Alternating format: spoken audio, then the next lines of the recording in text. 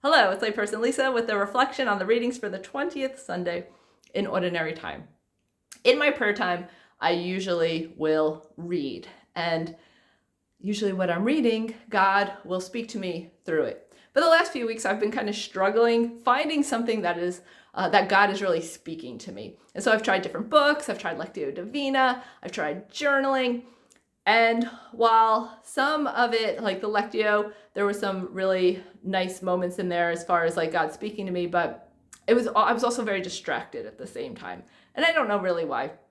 So the last few weeks of my prayer time has kind of been a struggle, right? And that happens. And the last few days, though, I've been kind of feeling blah, like down about it, just kind of like a sadness. And it's been kind of hard for me to kind of like snap out of it.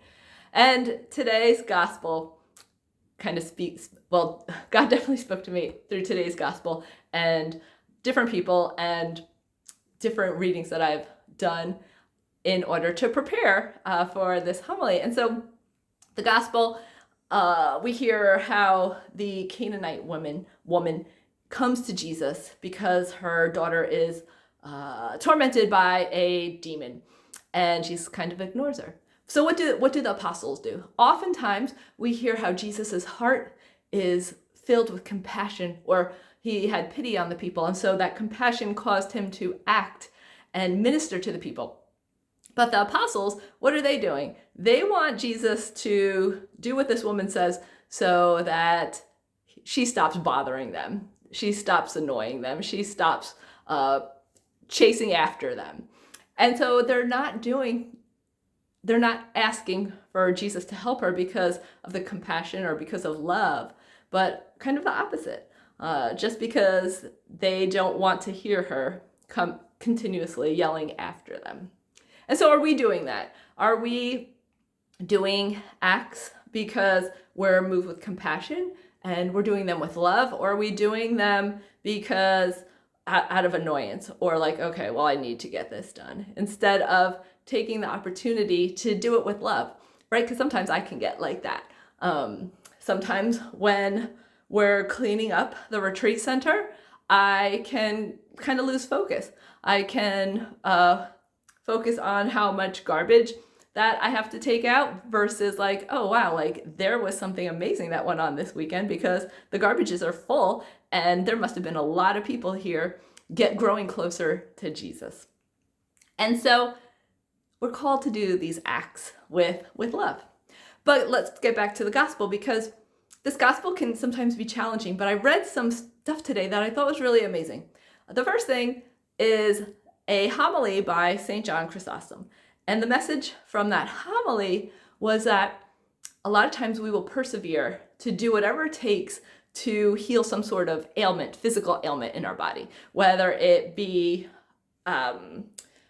physical therapy, whether it be icing something 4 times a day, whether it be taking medication, whether it be getting surgery or some sort of treatment. We'll do whatever it takes to heal that physical ailment. But so often we fail to do whatever it takes to heal our souls. And I just thought that was very powerful, because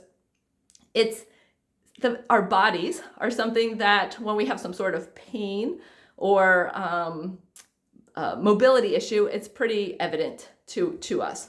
But sometimes when our soul needs healing, we can not be aware.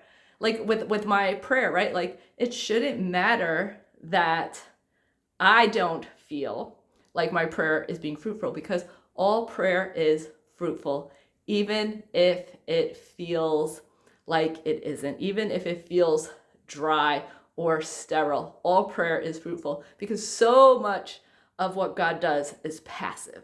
It just happens. And I was having a conversation with some people about this yesterday. We should not have expectations about feeling a certain way. Like I was, right? Like, okay, well, I should feel better. But no, we have to continue to keep our focus on God despite how we feel. And so I think a misunderstanding of this gospel so often is that Jesus says that I came here to serve, that Jesus said that it is not right to take the food of the children and throw it to the dogs. And so oftentimes the Jewish people would call the people who were not Jewish dogs, but they meant it like they're stray dogs. But the word that Jesus uses is actually a pet dog. And so it's said that he is saying this with a smile, that he's saying this with a playfulness to this woman, that he's not calling her referring to a stray dog, but to a pet dog. And so many people who have dogs as pets know that that dog is just so lovable. And so when we put into this perspective, Jesus is kind of bantering with the woman, and the woman, her faith she just banters right back. And so she's an example of enduring. She's an example of persevering. She's an example of not giving up on our prayer. And she's an example of great faith, as Jesus tells us when he says that, "Oh woman, great is your faith." And when we have some dryness in our prayer life, we're called to continue to be faithful, to persevere, and to endure the dryness, because it is still fruitful, even if we feel that it is sterile. And so where's Jesus calling you to persevere? Where is he calling you to endure?